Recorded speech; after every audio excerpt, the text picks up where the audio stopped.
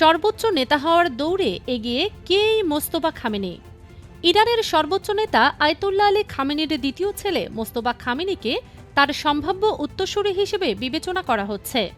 ইরানের ওপর যুক্তরাষ্ট্র ইসরায়েলের যৌথ হামলার প্রথম দিনেই আলী খামেনি নিহত হন।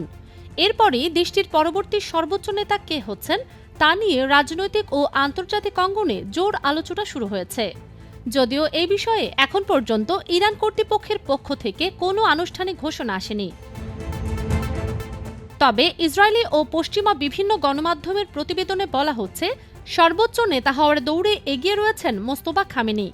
গত শনিবার তেহরানে নিজ কম্পাউন্ডে যুক্তরাষ্ট্র ইসরায়েলের যৌথ হামলায় আয়াতুল্লাহ আলী খামেনি ছাড়াও তার স্ত্রী, মোস্তফা খামেনির স্ত্রী ও এক বোন নিহত হন। তবে সেদিন ঘটনাস্থলে উপস্থিত ছিলেন না মোস্তফা খামেনি। বর্তমানে তিনি জীবিত আছেন এবং ইরানের ওপর তীব্র বোমাবর্ষণের মধ্যেই পরিস্থিতি পর্যবেক্ষণ করছেন বলে জানা গেছে। মোস্তফা খামেনি কখনো কোনো নির্বাচনে প্রতিদ্বন্দ্বিতা করেননি বা আনুষ্ঠানিকভাবে কোনো সরকারি পদে দায়িত্ব পালন করেননি। তবে দীর্ঘদিন ধরে তিনি সর্বোচ্চ নেতার ঘনিষ্ঠ মহলে প্রভাবশালী ব্যক্তি হিসেবে গুরুত্বপূর্ণ ভূমিকা পালন করে আসছেন।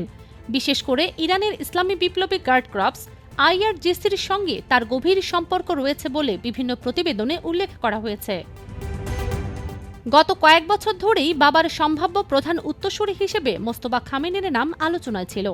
তার বাবা আয়াতুল্লাহ আলী খামেনি প্রায় ৮ বছর ইরানের প্রেসিডেন্ট এবং প্রায় ৩৭ বছর দেশটির সর্বোচ্চ নেতা হিসেবে দায়িত্ব পালন করেন। ৫৬ বছর বয়সী মোস্তফা খামেনি কখনো প্রকাশ্যে নিজের উত্তরাধিকার প্রসঙ্গে কথা বলেননি।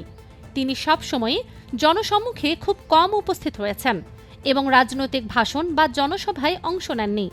এমনকি অনেক ইরানি তার কণ্ঠও শোনেননি।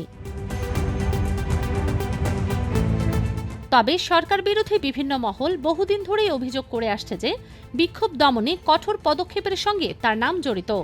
বিশেষ করে ২০০৯ সালের গ্রিন মুভমেন্ট আন্দোলনের সময় নির্বাচনে হস্তক্ষেপ ও বাসিস বাহিনী ব্যবহারের অভিযোগ উঠেছিল তার বিরুদ্ধে।